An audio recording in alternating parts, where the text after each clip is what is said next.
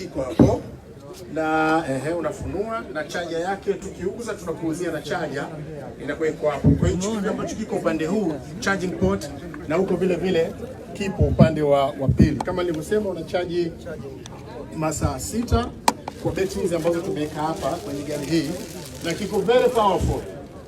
Hiki kigari kina nguvu ya ajabu. Na huku mbele nani? Naam. Naomba upokee oda ya 2 gari zetu 2.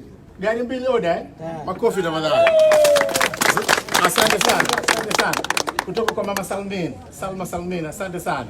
Haya, oda ya gari 2. Zuberi, vuta bonnet kidogo. Kwa hiyo kwa kuwa hakuna engine huku mbele, ni sehemu ambayo ina unaweza kuweka hata mizigo tu. Naomba vuta. Unaona? Sasa unakia kapi.